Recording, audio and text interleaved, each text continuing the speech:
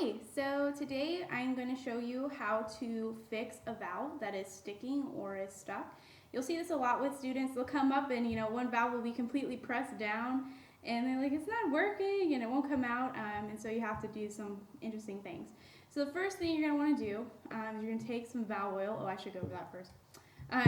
You need valve oil, some grade 00040 steel wool, a thing of soapy water to clean. This is just Dawn dish soap, nothing special.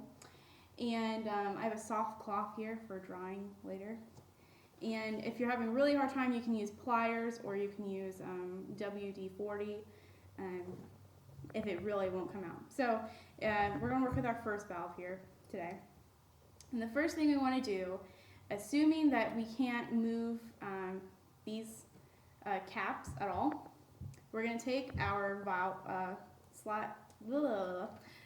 oil and we're going to put a little bit into the slide that connects to the valve. So this first valve slide is going to be this little one right here, which comes off. Make sure you're pressing the valve down whenever you take out a slide. If it hasn't been vented, then it'll cause damage to the valve casing. And so I'm going to kind of point it downward so the oil gets in there. All right, so this is helping to loose up the valve.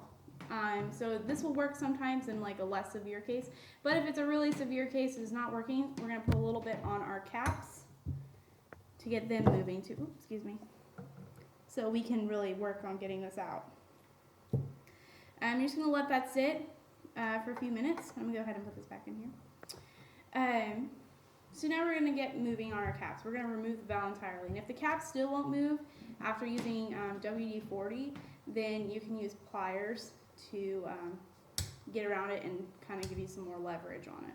So make sure when you're removing the caps that you are pressing the valve down if it isn't already, because it's just safer for the instrument. And I'm going to go ahead and remove both caps, so make sure you keep track of which one's which.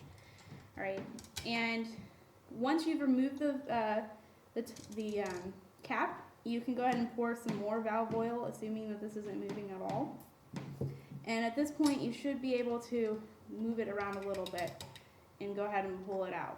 Now, the number one reason, there's two reasons that a valve would start to stick. One, or two, I guess, or three, excuse me, reasons a valve will not stick or will start to.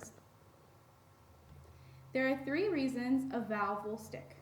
First being, it has no oil on it, it's completely dry. So you got to teach students will need to learn how to oil their valves so that they remain in playing condition. Two, the valve is dirty. So if a student, eats something or drinks something and then plays in the horn, it can cause like particles to get on this and to gum up the situation.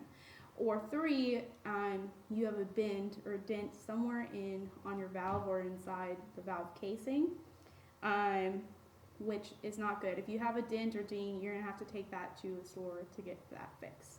But if it is only just a lack of oil or the fact that it's dirty, then that's easily remedied.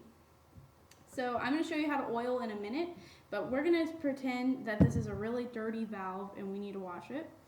So what you're going to do is you're going to take your grade 40 steel wool, so it's a really light steel wool, it's nothing hard.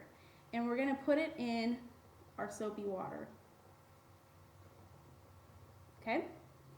Now once it's in the soapy water, after it's been in soapy water, this is just to get it kind of compact together and to get you some soap.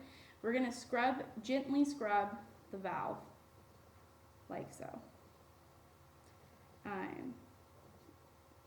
And on dirtier valves, you'll see it'll start to go away.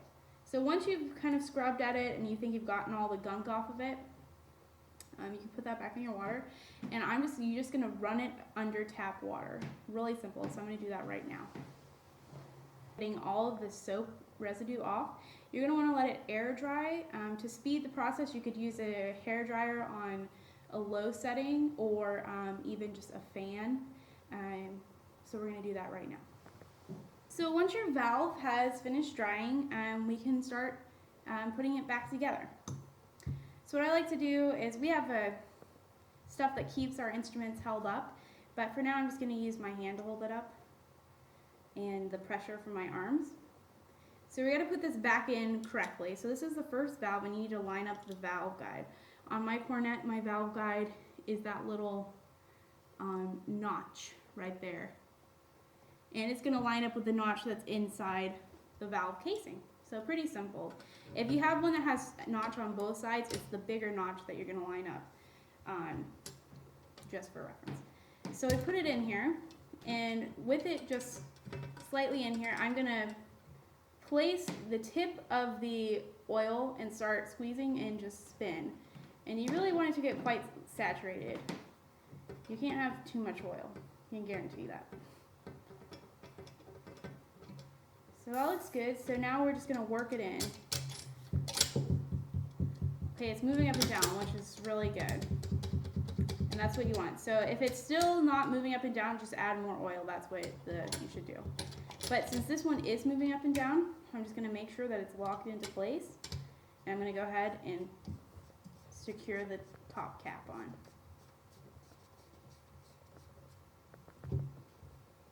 Get the bottom. I like using the bottom just so that the excess oil doesn't gather at the bottom. Okay. So now you have to check your work to make sure everything's lined up. If you blow through pressing down the first valve, if nothing comes out, then you lined your valve up incorrectly. But if air comes out, then that means you did it right. And so we have a nice flow of air. And that's all there is to it.